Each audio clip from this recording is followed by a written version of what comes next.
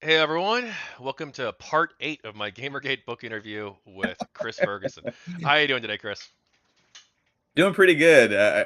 If we get into like double digits, are we gonna start to worry? Is there like Hey, it's good content. It's good content.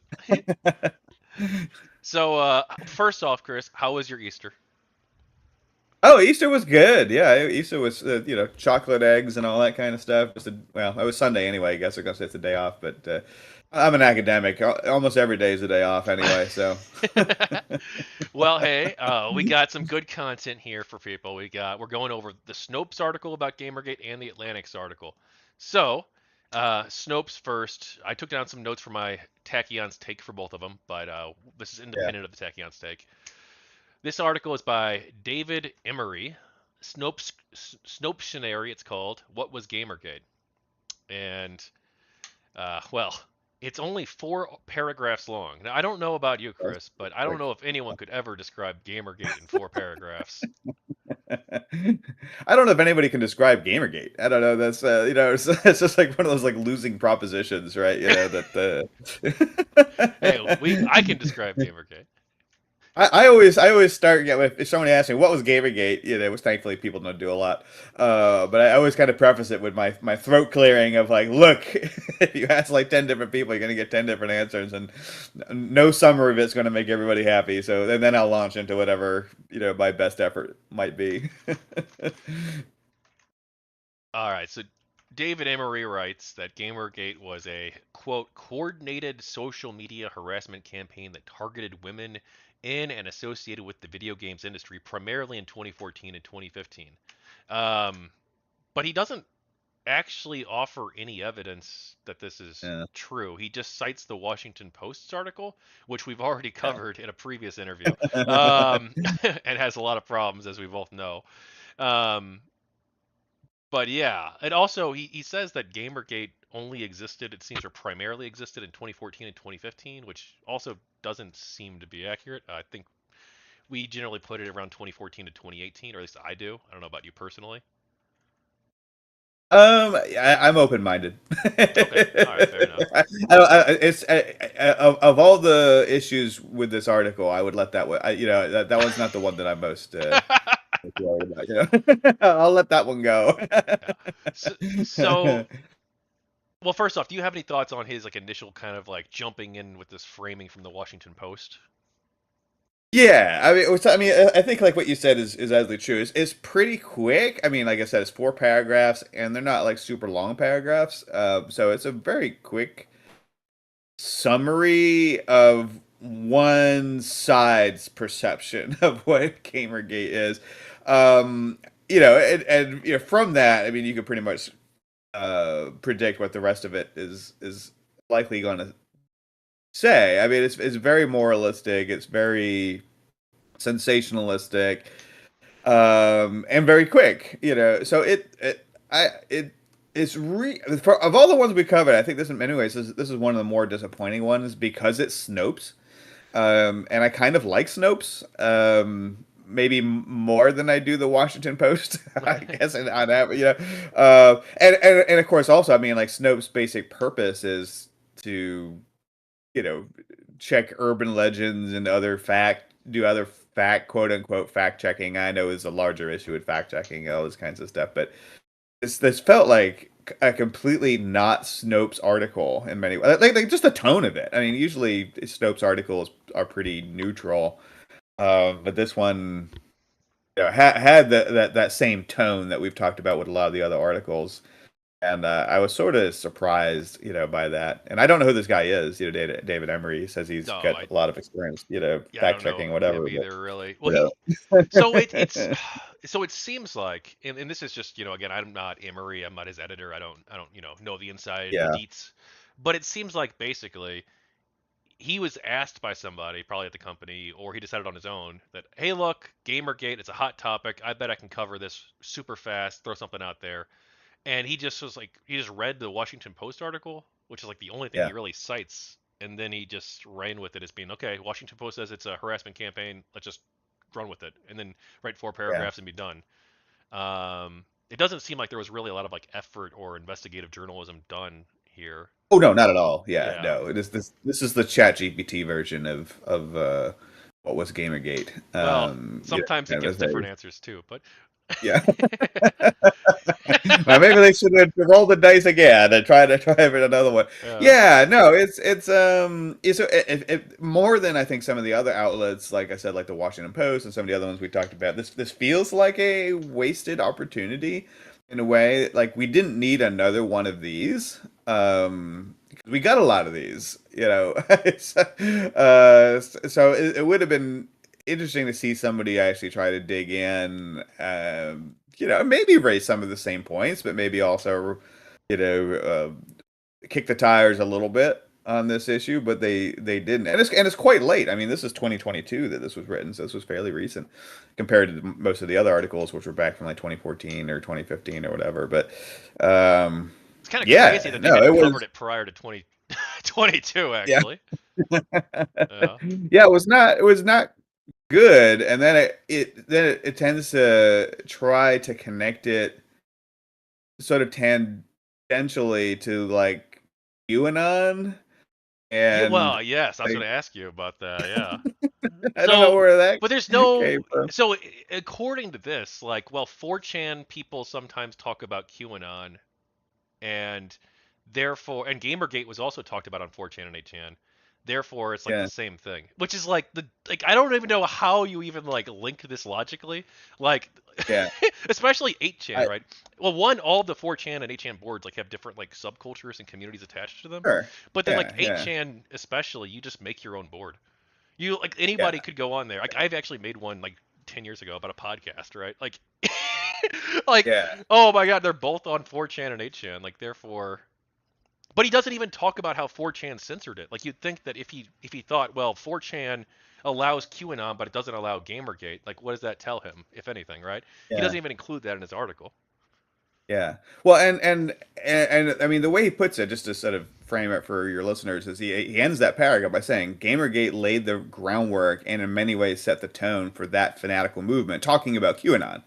Um, I mean, I'm not an expert on QAnon by any means, but my impression is that like the typical person who's on QAnon does not love video games, right? You know what I mean? Like Well, it's a they're the different same people. demographic, yeah. Yeah, I mean, they're like the same people that are worried about technology companies ruining the innocence of childhood, right? You know, that sort of thing. So, you know, even if there are, you know, even if you were to argue that Gamergate was some sort of conspiracy theory, which you know, I don't think that's a really accurate read of what Gamergate was, but even if you were to make that sort of observation, and there was some truth to that, to say that QAnon took influence from you know a group of gamers who they tend to not like kind of passionately you know is very strange. Rather, I mean, you could make the argument, well maybe like lots of different people, you know, maybe there's sort of a general psychology of the evolution of conspiracy theories, and some commonalities, you know, are true for QAnon and Gamergate. Now again, this is not what I'm claiming. That, you know, I'm just saying if you were gonna like make this sort of, you know, analogy, but he's kind of saying that like Gamergate like gave birth to QAnon almost. At least that's the way I'm reading it Yeah, from the way that's he how I read. wrote. Which Yeah. it's just yeah, I do. He doesn't substantiate the claim, so like I No, don't there's know. no He just throws it out there's there like no ah whatever, it's such probably true, whatever. Yeah, we thing. don't even And he know where has he this. got I that mean, idea. he's very clearly like signaling, you know, his own political position with this sort of stuff. Like, you know, and again, like with the Snopes article, like the ones I used to like to read. I haven't read a lot of Snopes lately, but you know, back like 10 years ago, it was like the straight dope and Snopes were kind of cool if I had like 10 minutes and I just was trying to kill time just to see what they were doing, you know. And you know, usually the tone was pretty neutral, but here he has to tell us that QAnon's a fanatical movement, you know, which I mean, sure, but we don't need David Emery to assure us that he knows this, you know, necessarily. You know what I mean? Like there's just a lot of this kind of signaling in this article about how moral David Emery is, I think. Which is really like boring writing to me, I think. So I didn't No, like that about it it either. wasn't fun to read, really. No, Yeah. no, it definitely was not. It's very short, very predictable, not fun. Very much, and like I said, in many ways, this is about David Emery almost. He's just signaling these on the right side of history as much as anything, and this kind of stuff. And his examples about. Yeah, again, I don't know anything about like Q or I don't know anything more than the average person does about QAnon, but he refers to it as like this belief that prominent Democrats are satanic child sex traffickers who drink the blood of babies. That's literally reading from his article here. Again, my impression of the QAnon movement is it's pretty nuts, I guess, but I don't know if that's the central tenet. I don't know. I mean, I know they do have Well, this whole thing about like I think sex that trafficking children or I think something, that but I don't know. was like I don't know if it like so there was like QAnon and then there was like the Pizzagate conspiracy stuff and like they I remember kind of Pizzagate. merged Yeah, into one. I'm not sure if they were yeah, like always the same thing or not. yeah. But like I There don't know definitely how. was an element of like the child sex trafficking, but it's kind of like he has to say it's not just child sex, it's satanic child sex trafficking involving the drinking the blood of babies. And again, I've come across enough crazy people I'm sure some people believe this. I don't know that, is it the average QAnoner? Maybe he's right. I mean, I may be wrong about Yeah, I this. don't know. I don't know. Yeah, Yeah, I don't know how common that view is. I think that it was common, or with the Pizzagate people for sure. But like, I don't know if yeah. that's all of the QAnon people or not. But like, yeah, I think the QAnon people are pretty nuts. So like, I don't Yeah, know. yeah, no, Yeah, I definitely agree with them on that. I just think that it was less a disagreement about that basic thing, and more that his writing style seems to go to like these multiple adjective, most salacious example, again, in order to. It's almost like he's protesting too much. You know what I mean? Like he's assuring us, like, look, I'm very clearly not QAnon. It's like I never said you were. yeah, It's true. All yeah, right. the more you tell us how bad it is, the more I think you're protesting almost a little too much. Like you had me at like panicking over child sex trafficking. You didn't have to throw in satanic and blood of babies and all this stuff. I get it. They're crazy. I mean, yeah, I'm with you. So he does say You later know? on, he blames Gamergate for creating an online toxic atmosphere. He says, misogyny and anti feminism are nothing new, but thanks, at least in part, to Gamergate, these attitudes gained purchase on social media that women who work and seek community online, particularly in news media, are still forced to reckon with. Uh, Yeah, yeah. yeah, Again, it's moral signaling. It's very lazy writing, I think. It's yeah, like I said, it's not fun to read this. And it just feels so cliche in a way. Um, and yeah, I mean, obviously he's right. Misogyny and anti-feminism are nothing new. I would say they were probably much worse 100 years ago, before GamerGate and social media, than they are, today. And that's not to say that, I certainly am open to the idea that, women still experience certain, particularly sexual harassment online that, men don't have to deal with. That I absolutely get that. But you know he's drawing a causal arrow here, right? That I'm not sure really fits super well, right? And even though the majority of people involved in GamerGate were men, because of course most passionate gamers are men. There were some women involved in GamerGate, so I don't think they would have viewed themselves as being misogynist or anti-feminist or anything in particular along those lines. But yeah, no, I think it's still he's social signaling here, yeah. Well, basically. And they might, some of them might identify. A lot of them, your survey, right, shows that like, some of them would identify as anti-feminist, but it's more of a different kind of anti-feminist. It's not like Mhm. they're not like anti-women's rights. They just think that like Right, Anita Sarkeesian wants to censor video games. yeah, It's like I don't yeah, and it, yeah. Or it is one of those things, some of like them it think depends that on I how should you say, not define everybody, feminism obviously. too. Yeah. Yeah, yeah. Yeah, like if you're defining feminism as like women should have the rights that men do, that's a very different way from some Yeah. No, very almost specific. nobody involved with Gamergate would hold that view. Like Correct. Yeah, that and fringe that was people what was would maybe, but supported in. Yeah, that was what was supported in our survey. Is if anything, the GamerGate folks tended to hold more progressive views than the than the average person, at least in the United States. and yeah, so I mean, I think like to the extent that maybe they would object to, quote unquote feminism, it may be more of the radical feminist sort of perspective that everything's patriarchy and men are all assholes and that. Yeah, I would maybe being a little bit stereotypical myself here and cliche, but that sort of vibe I think is what people, when we talk about feminism, is people are objecting to, is sort of that anti-male, politically obsessed, everything's the patriarchy no matter how egalitarian things are, sort of view, as opposed to being against like equal pay for extra work, and women being free from violence, and women having all the career opportunities that men do, et cetera, et cetera, et cetera. I think you probably would, there's probably still some people that are opposed to that sort of thing, but I'm optimistic, and I'm not really like a believer in the goodness of the human individual, but I believe that the people that really would be anti-feminist in that sense are relatively few. Okay. Well, yeah. So, and I think too, it's worth pointing out too that like even the people in GamerGate who do consider themselves like anti SJW or anti-feminist, like none of those people, or I don't know, but some of them would maybe, but most of those people would not classify that as being like a GamerGate review. They wouldn't be like, oh, No. GamerGate was about me opposing SJWs. Like Kraut would say that, but he's like the only one. Like everyone else would say it was about ethics or free speech or things like that Yeah. instead. Yeah. Yeah. So anyway, anything else you Well, want to say about Snopes? Or go ahead. no, I just like I said, I just was, I think, again, particularly disappointed in this one, and it's not like I ever obsessively read Snopes or anything, but they used to be pretty awesome. That if there was a rumor going around of like oh, watch out, people are putting needles in garbage, not in garbage cans, but like needles in gasoline pumps and this sort of stuff with HIV in them or that kind of stuff, you could go on Snopes and find out if there's any truth to that. So Snopes is kind of been useful in a way, in terms of this quote unquote fact checking, kind of thing.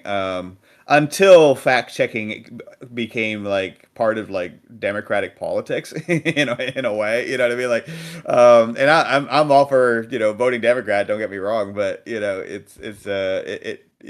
fact checking really kind of became a political game, and it's unfortunate that Snopes kind of fell in for that, along with other various fact checking. So there's now the whole big concern about how accurate fact checkers are in general. And I think this is a kind of a sad example of where Snopes maybe could have done a better job than they did. All right, 0 out of 5 stars for this one. I can't even give it a one. I don't think it's just he didn't even try. Unfortunately, are you ready to move on to the Atlantic? Yeah, sure. Okay. So this was a weird article, Chris. I just want to say this was a weird article by Robinson Meyer, The Yeah, Existential Crisis of Public Life Online, What Gamergate Means for Twitter and Networked Life. yeah. It Um, was weird. Yeah. I'm glad that he kept assuring us that his story wasn't about Gamergate, because I would read it and go, "Huh, isn't this about Gamergate?" Then he would let me know again, "No, no, no, this story is not about Gamergate." I thought that was funny. so I guess yeah, let's talk about that first. So yeah, he even opens it with saying this story isn't about Gamergate. He wants to really remind you throughout that I know I talk about Gamergate like the entire article or most of it, but like Yeah, that's not actually this about is not that. about Gamergate. Yeah. So is there any value in trying to understand a topic by purposely avoiding it? I don't know if that's what is he avoiding it? I don't know what he's doing Well, he here. claims I he's don't, avoiding it, but it doesn't seem like that's it. all he writes about. The whole Yeah. thing's about Gamergate. Yeah, no, it's a very strange narrative style. Sort of like like if I went to my wife and said, "Okay, I'm not talking about your mother. I'm not talking about my mother-in-law. I'm not talking about her, but there's a lot of like horrible people out there, but I'm not talking about your mother." You know what I mean? It's like, okay, I think you're talking about my mother here and somewhere. It is a very, very strange narrative style. No, it was very pretentious, I think is probably the word I would say for this one. Like, I think the Atlantic, they have some really good articles sometimes. I mean, they have some good writers, and they have occasionally some really good exposés on things. Yeah, I mean, of course, the Atlantic's audience are mostly pretentious people anyway. So I mean, I guess it's okay to have some pretentious articles, but this came across as a very pretentiously written article, and that the writers trying to be super clever, I think, and then it just feels like I don't know, a little weird. I did like the picture on the front with the whales. I don't know what that The had to only do good with thing any. in the article, yeah, I agree. Yeah, there's like it's like that one that had that little like video game tracker thing that I liked.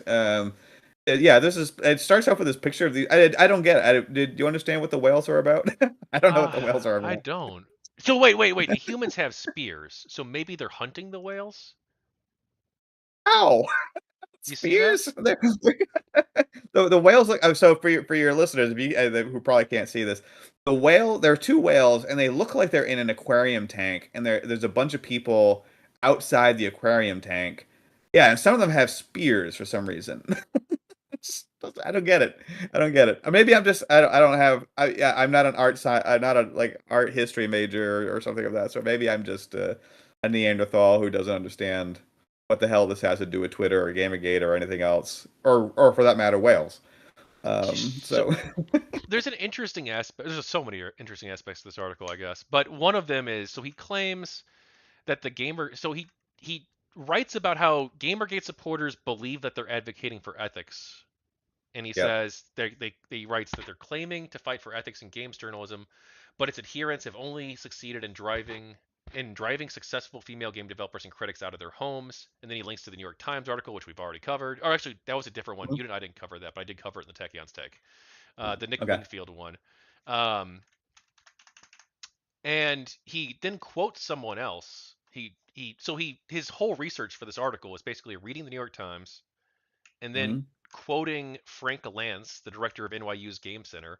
And Frank yeah, Lance tells him, I have not been able to find a single explanation of a coherent Gamergate position, and it remains yeah, completely unclear what is being called for or denounced. As far as I can tell, there are no useful ideas with which to engage here, only an inarticulate mess of confused feelings, uninformed opinions, and second or third hand meta arguments. But this is contradicted both later in the article and even in like the same paragraph or paragraph before. He claims that they care about ethics, but it's like he just can't believe it. Like, why would anybody ever care about journalistic ethics? It's yeah. like Well, this seems like he can't accept it.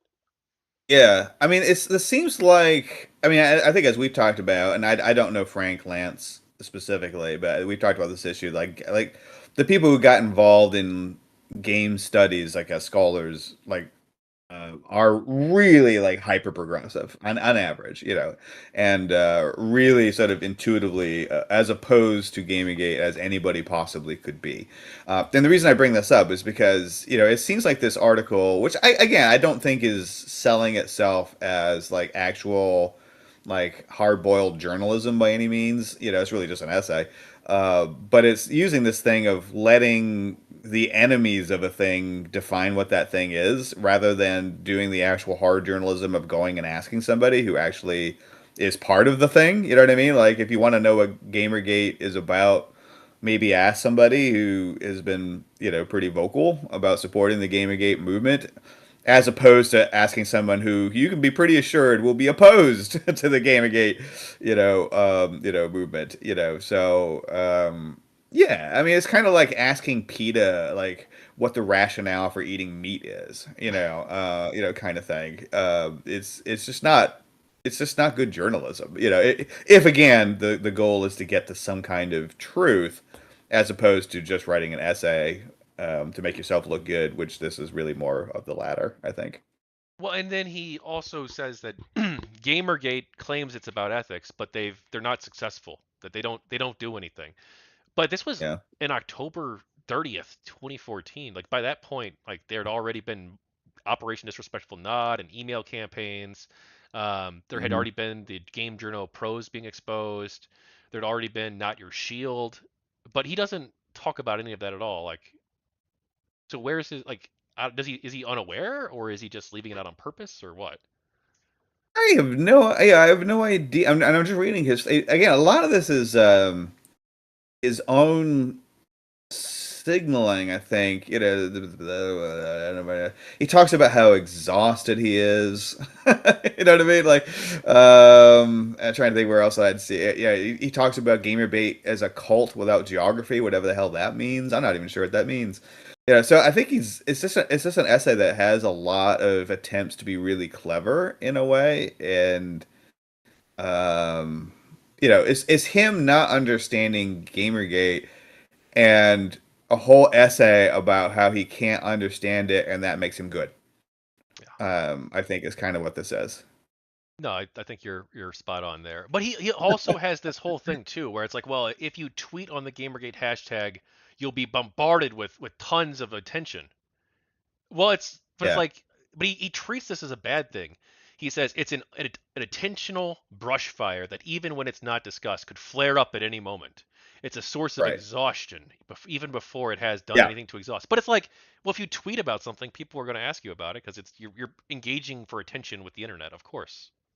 yeah. I mean, I guess, yeah. You could just not use the hashtag Gamergate if you didn't there I was helpless to do anything as I typed in hashtag Gamergate and people paid attention.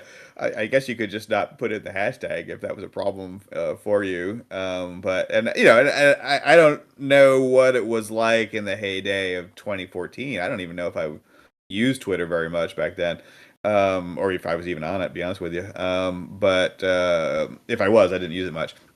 But I know now. I mean, certainly, granted, this is 11 years later, but typing in hashtag Gamergate gets you nothing Yeah, at today it this won't point. get you much at all. No, that's true.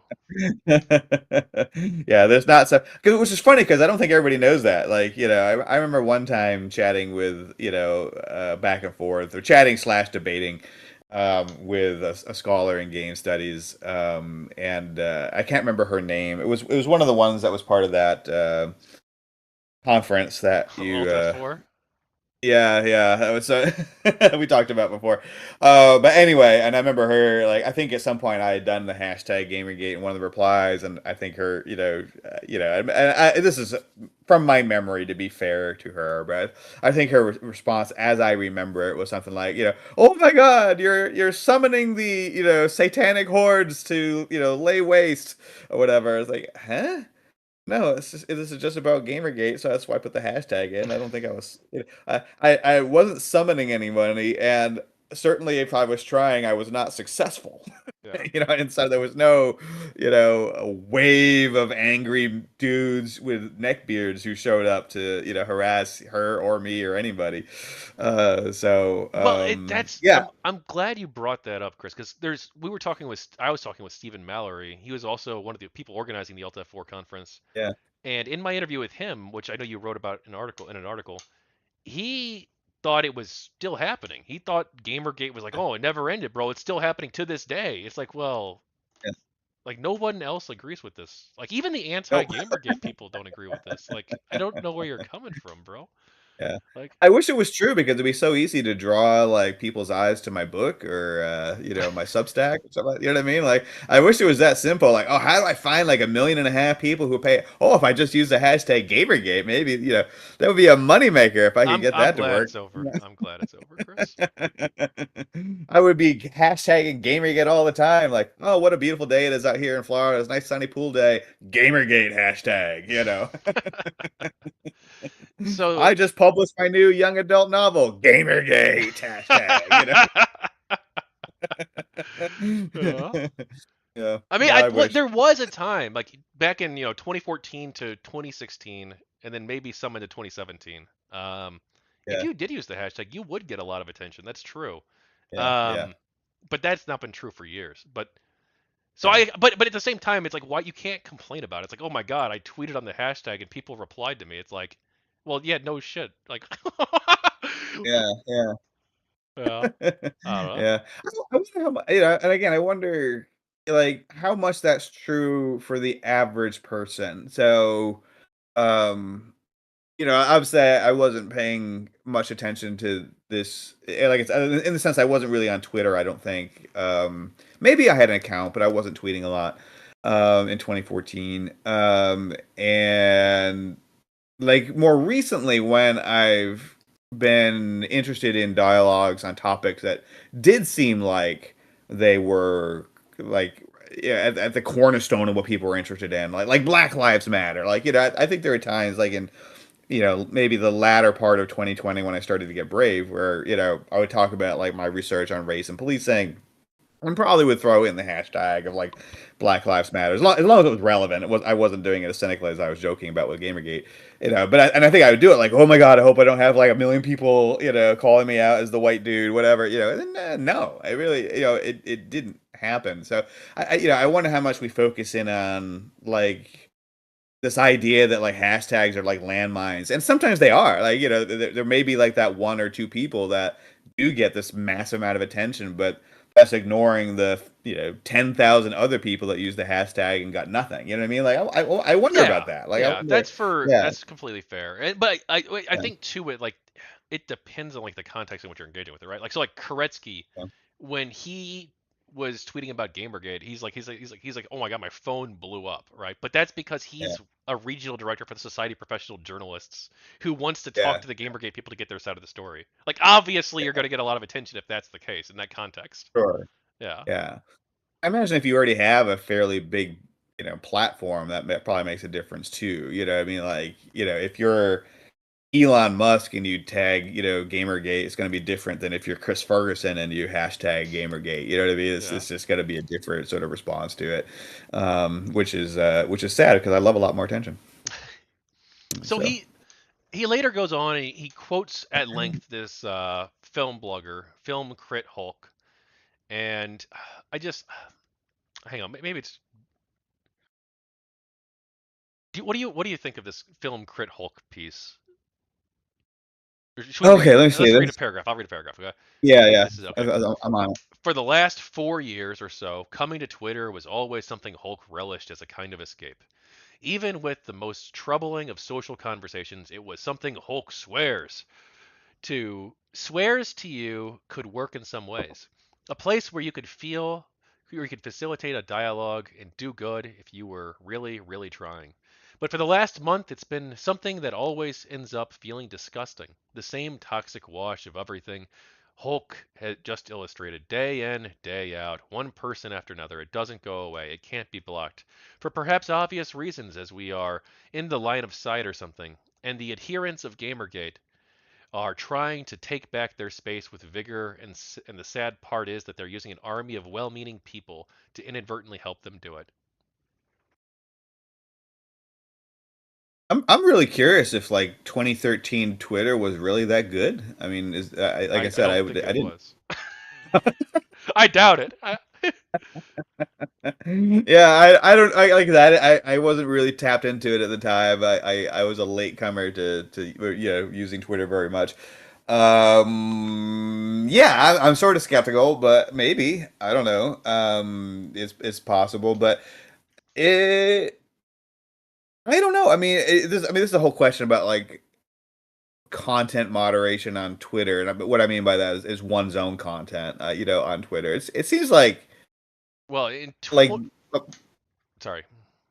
yeah, I was just gonna say it feels to me like adjusting your own exposure to what you want to see on Twitter isn't really that hard.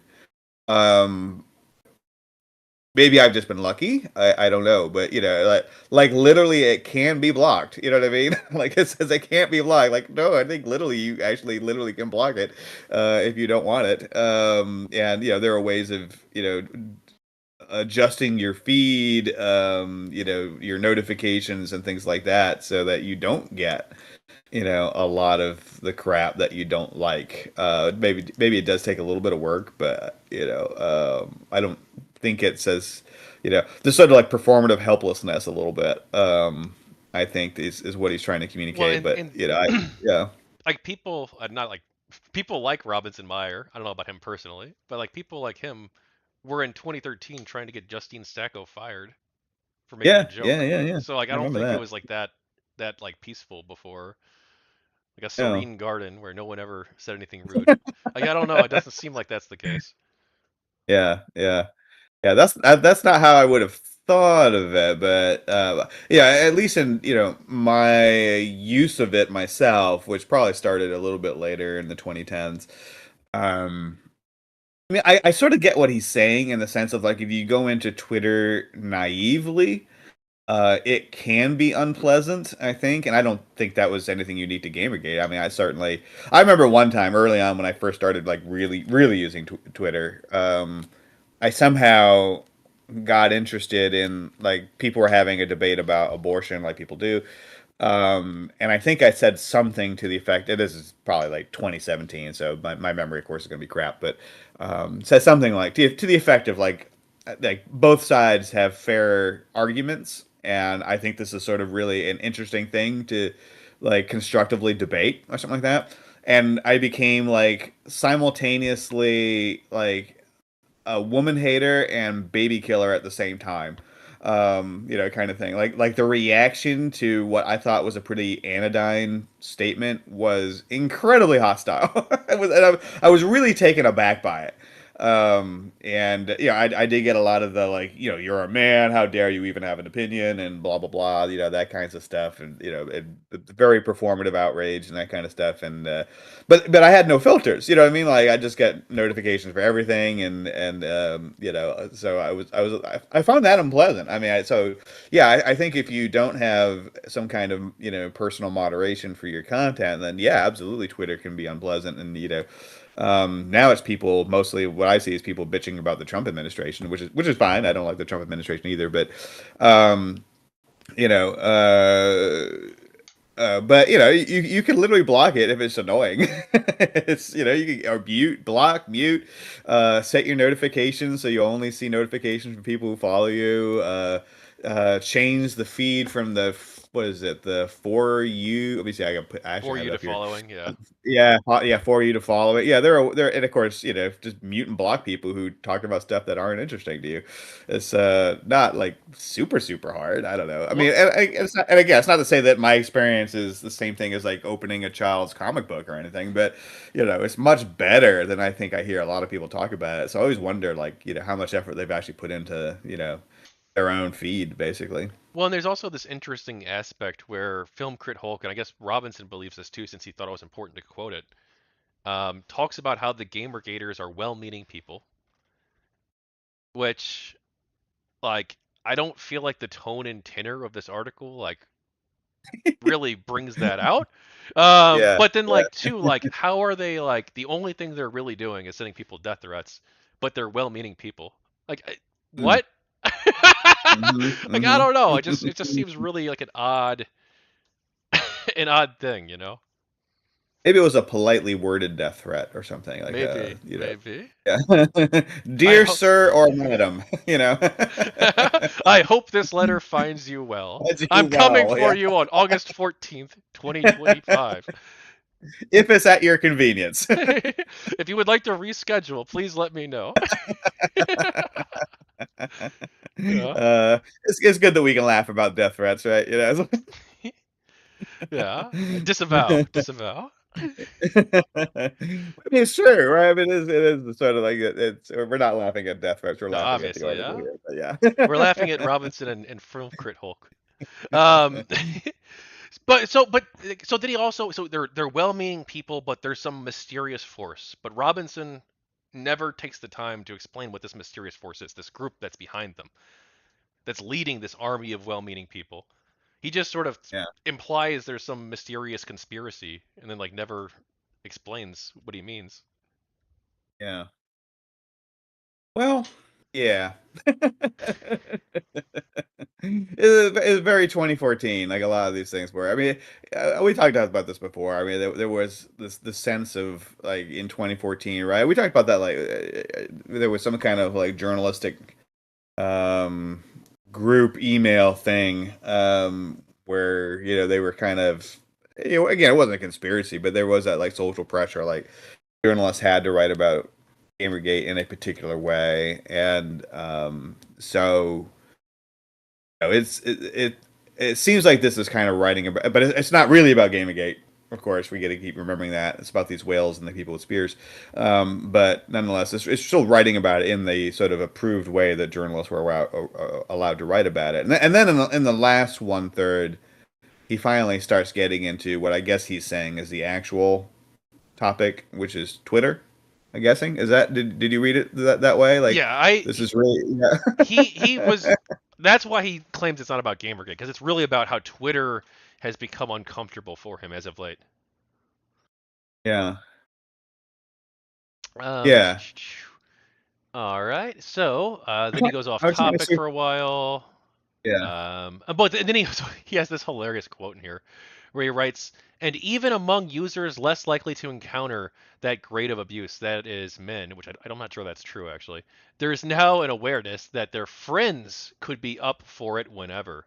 This is a big, sad lesson many people will take away from Gamergate, and it will be true." So Robinson Meyer's friends are Gamergate supporters, or at least some of them are, right? And he talks Yeah. about this openly. But like he couldn't find a single person to quote on the Gamergate side for the article or talk with about this or What? explain it to him. Yeah. Like I don't know, maybe ask your friend. Yeah, I'm trying to parse that sentence. Even among users less like than men. I guess he's trying to say the men's female friends. And that is it is a very clumsy written sentence. A little bit, you know. Yeah, I don't know what he's trying to get at there. Yeah, it's I guess he was the editor or associate editor, but it seems like he really could have used another editor to help him make this particular paragraph a little bit clearer. Because yeah, I'm not really. I mean, I sort of read it as he's trying to say men are idiots and aren't aware how much abuse their women friends come up for. I think is what he's trying to say, but it's not super clear. I read that a little Um, different. I yeah, that's read what I'm that, saying. No, yeah. I I read yeah, it as it's him saying that his friends are the ones engaged. Even some of his friends are these Gamergate people. That's what I read mm. it as him saying. Yeah, and that could you could be right, sir. It is just a really clumsy written, paragraph. But to your point, like being, the grade of abuse. I mean, like the evidence suggests that actually overall men do experience more abuse online than women. But when you get to sexual harassment, of course, then women experience more sexual harassment than men. So that's probably not a shocker, but overall, men do get harassed more. And probably most of that is by other men, to be fair. But yeah, so I'm not sure what he's saying here is true, but I'm only partly sure I know what he's trying to say. Yeah, I've So heard before that men receive more online harassment, but women receive more online sexual harassment. But that's mm, from a long time ago, and I don't know if other studies have shown that that's not yeah, true or that's been replicated or what. So, but then right. so this like he spends like the first third of the article talking about how no one could possibly understand Gamergate. But then at the very end, his answer to all of this is that it should be mass censored online. He Yeah. says to reduce these threats, Twitter could increase its moderation of content posted online, but the kind of moderating that would require to reduce these threats, and especially to reduce the kind of astroturfed in mass harassment attacks employed by Gamergate, will entail hours upon hours of human labor. That work is financially and emotionally costly. And then he says that Gamergate is an existential crisis for Twitter, and that it may kill the platform. hmm Seems to have not. True. Yeah. Rumors of Twitter's death have been greatly exaggerated now. It's probably not the same place that it was when he was writing this in 2014. But my impression is, pre Elon Musk, at any rate, Twitter only continued to expand over the following 7 to 8. When did Musk take over? Was it 2022, 23, I don't somewhere know in there? exactly. Yeah, I don't remember. Twitter only got bigger, after Gamergate. And a lot of that, was on the left, actually, right? I mean, Twitter became sort of the outlet for cancel culture for a while there, and most of that was not Gamergate. It had nothing to do with it. There's plenty of Yeah, we harassment were and Gamergate people were like more silliness. the victims of the cancel culture stuff than anything. Yeah. But I don't think it was an existential crisis for Twitter. I mean, I guess you can make the argument that Musk maybe was more of an existential I don't know if crisis is the right word, but certainly, a change point for for Twitter. And I have no idea like how financially Twitter is doing at this point. Honestly, I mean, I hear people complain about it all the time, but they all still seem to be there. So whether the Musk version of Twitter has been financially viable or not, I'm not honestly sure. But I think it really was Musk more that kind of changed Twitter in an existential way, such that now Twitter really, for the most part, is not an engine of cancel culture in the way that it was in the late 2010s or early 2020s. So, I think this claim. I mean, everybody kind of wanted content moderation as long as their own content wasn't moderated. I think was kind of the thing. But certainly, GamerGate did not create an existential crisis for Twitter. It kept pumping along just fine up until the Musk years, at least. So So my read on this article, and you can disagree, is hi, I'm Robinson Meyer. I don't know what GamerGate is. Some of my friends support GamerGate. I think they're well-meaning people, but they're also sending people death threats. Twitter should censor it. I don't understand it at all, though. plus, I like whales. Yeah, I And I like guess I don't whales. I know. like whales too, Robin. So we do have that in common. I'll give you that. Yeah. Well, he does get into these existential questions towards the end. The whole is living such a public life. He means on Twitter. Worth the trouble. Is it worth being constantly exposed to vitriol and rage and threats from strangers? Blah blah blah blah blah. It's a very journalistic thing. This is like journalists writing about journalists. Really, I think at some point is getting into because it's still somewhat true today. Like Twitter was the place that journalists went, right? That was how they built their brands, and all that kinds of stuff. So I think that this is the second to last paragraph that when you kind of think of like who's the audience for this piece, is it like the coal miner working 60-hour weeks in Pennsylvania? No, clearly not. I mean, this is written for people like Meyer, and he's really speaking at this point to people in this kind of like, I don't know what the word for it is, like information economy, kind of like progressive elite, kinds of stuff. Because like what percentage of the American public is existentially concerned about whether living a public life on Twitter is worth the trouble? I think 1%, maybe. You know what I mean? Like, Yeah. yeah, because it's just a classic like Atlantic moment. Is eating kale worth the trouble? First off, no, but but like what percentage of people really are worried about like the existential angst of the rise in the price of arugula, or this sort of stuff is like very much an Atlantic article. So there's lots of stereotypes about Atlantic articles, and this seems like the classic way of writing a bad Atlantic article. Essentially, Atlantic has some good articles too. I don't want to totally shoot them down, but this one was conforms to all the stereotypes. Yeah, it's not good. But so here's like a huge disservice too that Meyer did and the Atlantic did. If you wanted to learn about Gamergate and you read this article, you would know absolutely nothing. You wouldn't even know like the Nothing. anti-Gamergate side. You would like know nothing at all about it. Yeah, yeah, yeah. I was looking too. I guess he's, and this is just from a quick Google search. I think he left the Atlantic at this point. I think he left in 2022. It looks like, and now he's at Heat Map. I'm not even sure what that is. Me either. But yeah. Again, that's just from so I'll apologize in advance if I got those details wrong. That was just from a quick little internet search, but yeah. Okay. Well, are you ready? Anything else you want to say about the Atlantic article before we move on to the media coverage? Yeah, Atlantic, do better with little claps between the do and the better. So Do better. I agree. do better. All right. The media coverage of Gamergate. Chris, what do you think about how the media covered Gamergate? That was great. Um, no, it was not good. I think the problem was the inherent conflict of interest. I think, and it was really difficult to get around that. You basically have journalists are being criticized, but then they get to write the news about that criticism, and turns out they're not for it. You know what I mean? So I think that was always kind of a problem for the news media coverage. Is it just it wasn't in the interest, certainly of games journalists. It was not clearly not in the interest of games journalists to cover, GamerGate with a objective lens.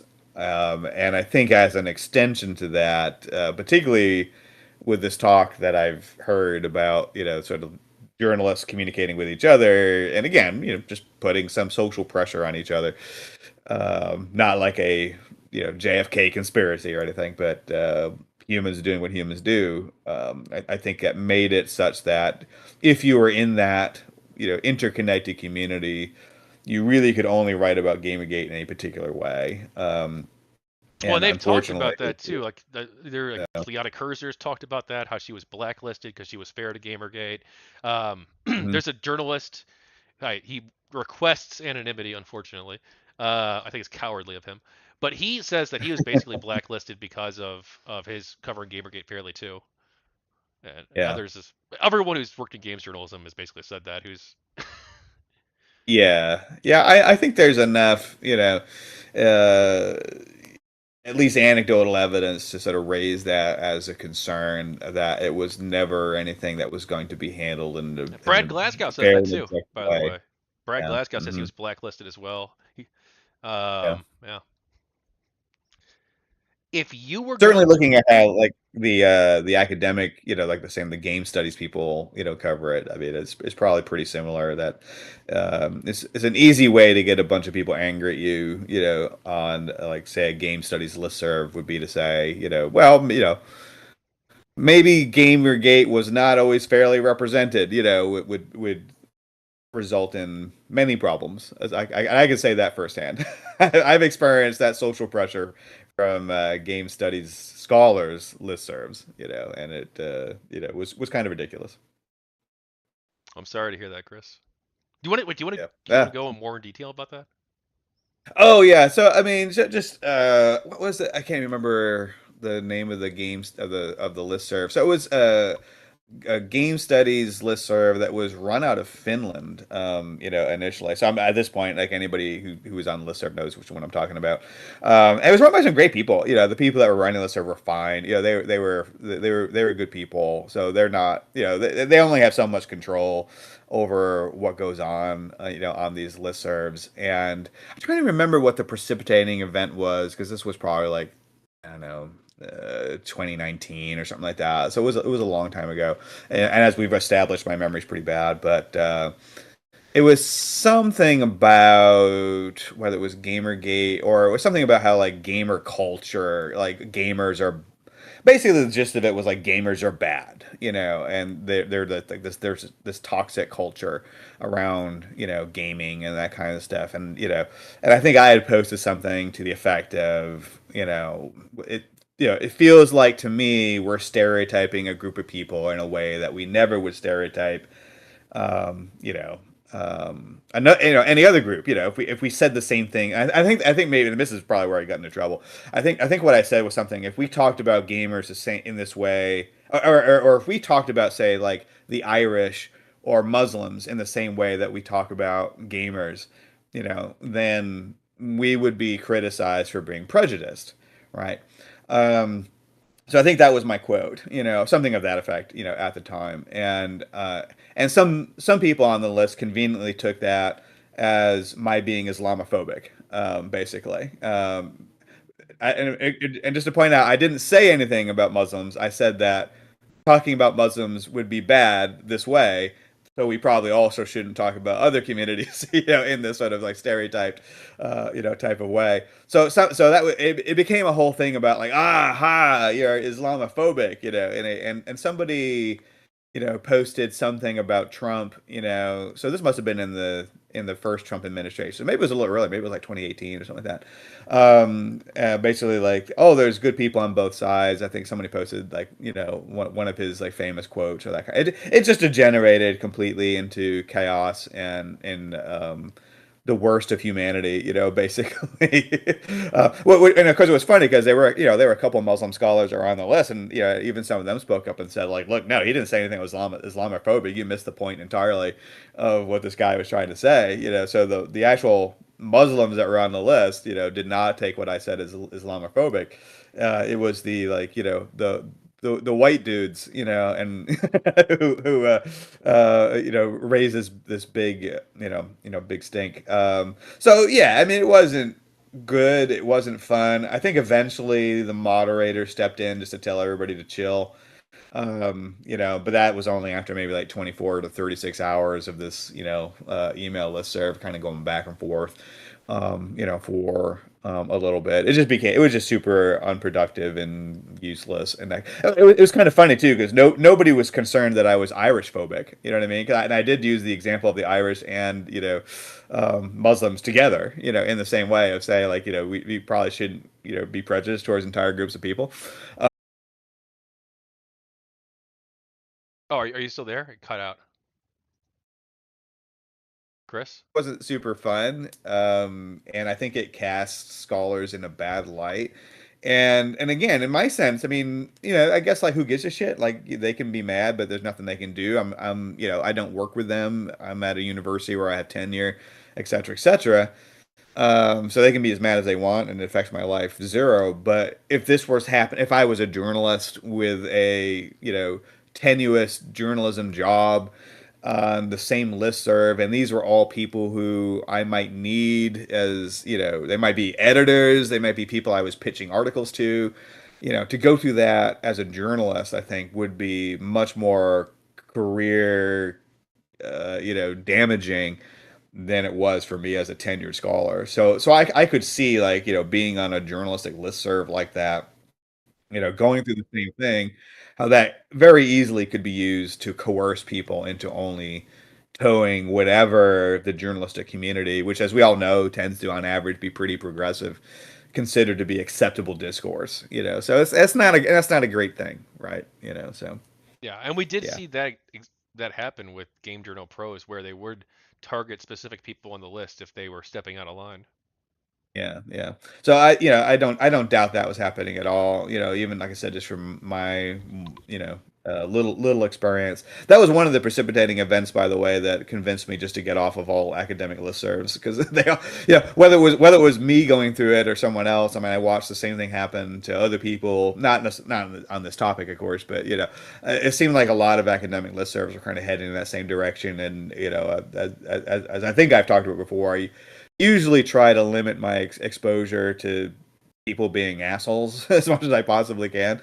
I think right about that time, within a year or two of that time, I really removed myself from almost all academic listservs. Would you say that what happened to you was a form of harassment? I mean, I'm a big boy. I'm not gonna like, you know what I mean. Like, I don't want to, like there's like a genocide in Myanmar, right? I don't want like eyes on me, worrying about like that sort of thing. I think people behave badly, absolutely. I think but in ways that I found more embarrassing for them. I think it was so like every stereotype you have like fragile academics, being shrill and hyper moralistic, and so some of those responses were just as bad as every stereotype that people have of academics. Now, to be fair, that was a small number of individuals on a listserv that I think had thousands of people on it. So I mean, I think that highlights how even a relatively small number of people who I don't know have frontal lobe damage or something, like I don't know, who just are like hyper unable to like have a normal conversation, can really do a lot of, I'm going to say the word harm. I mean that very loosely here. Can really just make things miserable for other people. Particularly if nobody, steps up and says shut up. And in fairness, there were other people on the listserv who did step up and tell them to shut up, um, but I'd rather not be in the middle of that. You know what I mean? Like, we only get like, what is it, like 34,000 days, and I'd rather spend as few of those arguing with idiots I don't even know, So yeah, I mean, I've been a lot happier since I've been off of academic listservs. That's the social media everybody should get rid of is academic listservs. They're the worst. I'm perfectly fine with Twitter. Talking to academics sucks. If you were going to investigate Gamergate as an act of journalism, how would you have done it?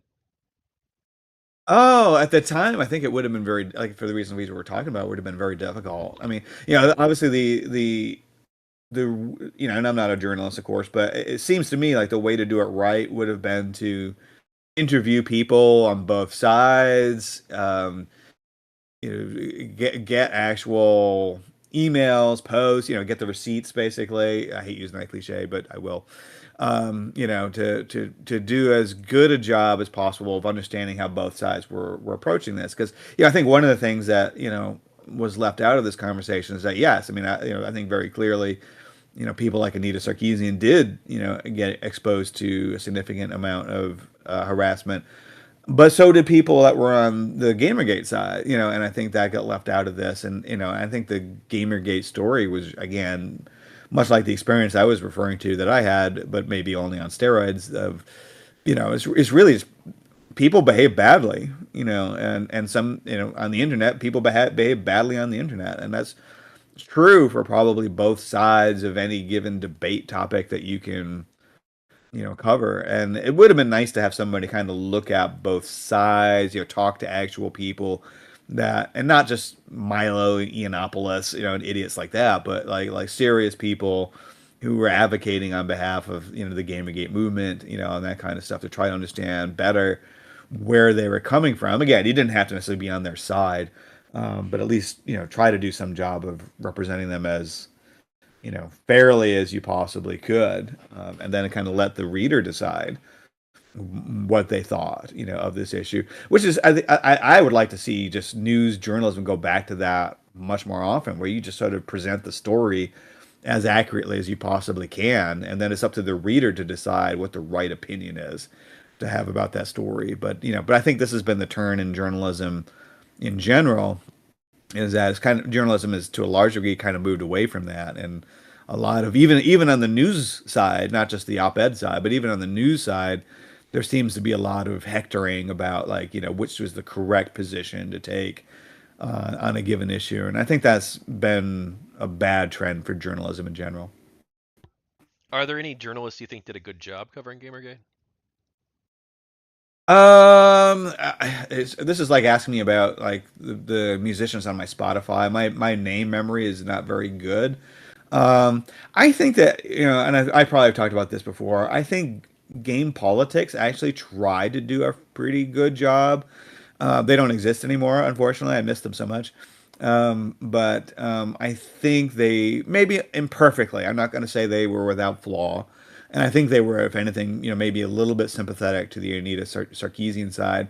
But I think they tried to keep it reasonable, So, I think I was kind of lucky to some extent that in 2014, to the extent I was being exposed to Gamergate, it was mostly coming from when Game Politics was still around and still functioning. And I think they were as good as anyone was, which is not a high bar, to be fair, in trying to cover it. So, but in the mainstream news media, no, I don't think I can think of anybody who was super super good about how they covered it. You were an academic who covered Gamergate and published a study on it. Has anyone in the media reached out to you to discuss the movement or to be interviewed? Not very often, no. Occasionally it will come up. I think maybe a handful of times over the years, 3 or 4 times, maybe, since the article was published. And and sometimes it might come up almost accidentally, like maybe a journalist has asked me about games, and then kind of as an aside, we'll mention Gamergate, and then I'll be like, oh hey, I have an actual article on Gamergate you might be interested in. So I think sometimes it comes up that way. But in terms of there being like a lot, has the Atlantic called me up and said, hey, we think we got things wrong 11 years ago. We'd love to talk to you about your study on Gamergate supporters. No, not a lot of that. That's unfortunate. Yeah. Are there any specific? Obviously, Good. I was just going to say, obviously, Snopes didn't reach out to me. Are there any specific articles or videos you want to discuss? Um, uh, well, I mean, We I'm kind of trying to already think if there's been anything. have been, but Yeah, we probably covered a lot of that. I'm trying to think if there's anything else I've come across that's been good on the topic. There's just not that much in the academic literature about it, other than people occasionally complaining, but the empirical science is so few, so sparse. Um, so and I think more recently there aren't as many articles about GamerGate, other than people occasionally mention it tangentially. There's always this kind of narrative, if only not for GamerGate, we wouldn't have the Trump administration or blah blah blah. I see a lot of that stuff, but not as much on it lately.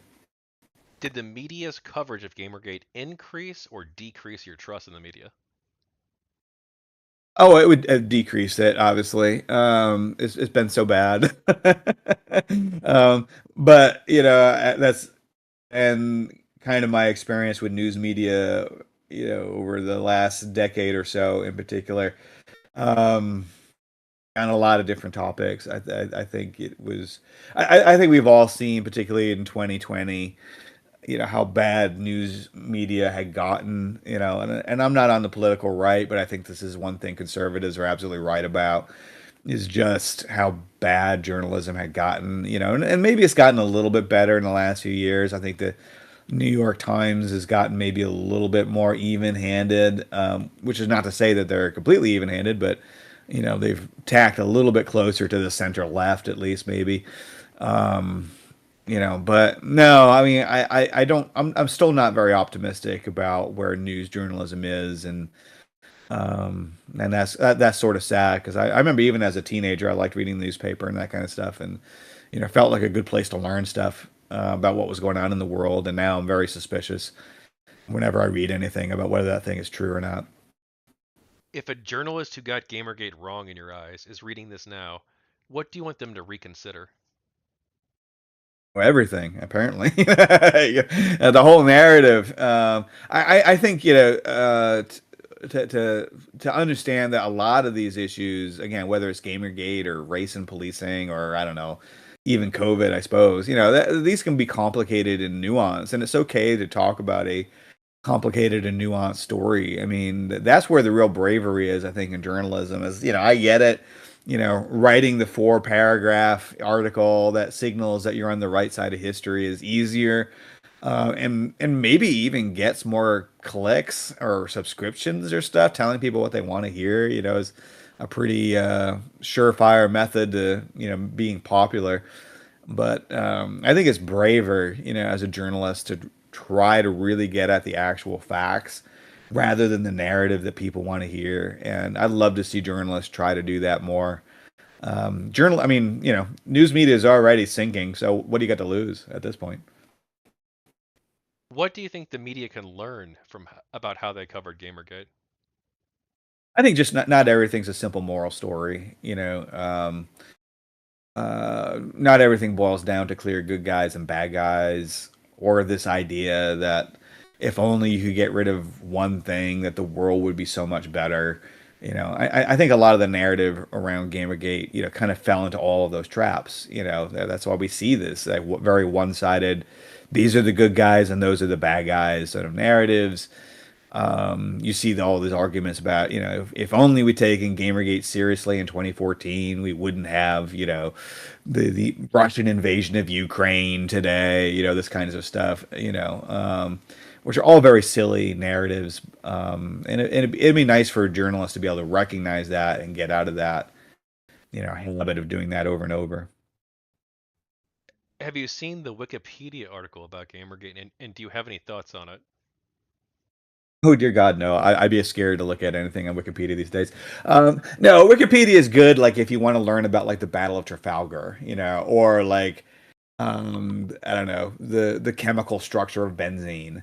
Anything that's controversial, Wikipedia is a terrible source for. And there have been a lot of articles written about why that is. And the gist of it is you get a relatively small number of hyper online honestly, probably autism spectrum, editors who really kind of rule over these pages in crazy ways. And again, that's probably okay if you're talking about benzene, but it's not great if you're talking about something social, that's controversial, like Gamergate or abortion or, I don't know, whatever, pornography or whatever other kind of like controversial topics are out there. Um, so I would not go to Wikipedia as a source for this or anything related to social controversies because you're going to get misinformed on Wikipedia. All right. Would you like to see, quote, the narrative, unquote, on Gamergate changed to be more neutral and or positive? No, this has been great. No, yeah, yeah. Obviously, it would be my preference would definitely be yes to see it become more neutral. But I'd also like to live forever and never pay taxes. So we'll see. Okay, Chris, we got two options here because we got three sections left to cover. We got light items, reflections, and closing questions. Do you want to talk off air since we got about 15 minutes left about a couple Okay, things, or do you want to jump into light items? let's do some light items. All right. What's your I'm favorite curious. video I'm game? curious what you consider light. What's your favorite video game? That's the first one. Oh my God. As the joke goes, the next one. No, I say my favorite video game. Which of my children do I love the most? As we see. Um, I would have said historically, probably Alice Madness Returns is probably one of my favorite video games of all time. I really, really liked Elden Ring. I'll say that. If you ask me what it's about, I don't think I could tell you. But like the whole backstory is super confusing. But the game was just so good in terms of its gameplay. So I mean, there's probably different. What's my favorite like Atari age game would be like Time Pilot. Um, you know, um, all the Baldur's Gate series were good. Alice Madness Returns is probably my favorite quote unquote shooter game.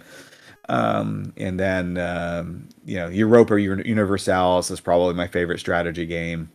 And then yeah, Elden Ring is probably my favorite recent game that I played. All right. Oh, by the way, Lisa M, my Discord moderator and the organizer of the Atlanta meetups who I've interviewed for Volume 1, her favorite game was, or one of them at least, was Alice Madness Returns as well. Oh, fantastic! Always good to meet another fan. The American McGee and I are Twitter friends, by the way. I don't know if you would remember who the hell I am, but Well, we I, are Twitter I friends. asked him, I wanted to reach out to him because he was a Gamergate person too. I'm not sure if you knew. Oh, I I was did not gonna, know that. Okay, very interesting. Okay, very cool. do you want to talk about the friendships you made during Gamergate? Oh yeah, it's all about the friends you make on the journey, right? Or what's the saying goes? It's not about the journey; it's about the friends you make along the way. Yeah. Well, I mean, obviously, Bragg Glasgow, has been super cool to talk to. I think that's probably the biggest and best connection I've made in regards other than you, of course. I mean, the Thank you. present company, accepted. I still think for the most part, I'm not like super wired into like, a lot of the people that were involved, on either side necessarily. I've met a lot of, people just about talking about video games, generally, like particularly on like the violent video game debate side of things, like Patrick Markey, of course, being, a classic example of that, Andrew Shabilsky and that kind of stuff. But, um, yeah, no, I think probably Brad's been like the coolest find of a person to meet, and it's just nice to see sane people. I probably have come across and met a lot of people on Twitter as well that are now Twitter friends, and most of them I probably wouldn't know who the hell they are in real life, kind of thing. But there are definitely a lot of cool people. Damien Carzile, other people like that I've met that seem super cool. So, yeah, it's been cool. All right, and last light item. Do you have any thoughts on Vivian James or other Gamergate related art projects? I don't know if it creates some good. I'm not familiar with what Vivian James did, so I have no opinion on that. Maybe it's good, maybe it's Oh bad. no, But Vivian James is the um, Gamergate avatar. Oh, okay, gotcha. See how little I know about this? Yeah, I say if you're inspired to do some good art, do some good art. You know, just make it cool. Don't make it abstract. All that like abstract stuff is sucks. So make it obvious what you're painting, and then go for it. I say it could be a lot of fun. So, All right. Well, the next section is reflections. That's 10 questions, and then closing questions is 6 questions. I don't think we're gonna get through those tonight. yeah. Do you want to do 2 more book interviews probably, and then Okay. we'll pick maybe 2 articles beforehand for each, and to Yeah, that go sounds through. good. Okay. Okay. Do you mind talking off air for a minute? Yeah, sure. No All worries. right, cool. Well, thank you for watching, everybody. If you haven't seen, volumes 1 and 2 are out. Also, I'm currently running a Kickstarter campaign for Champions of Elanthia, my recent book.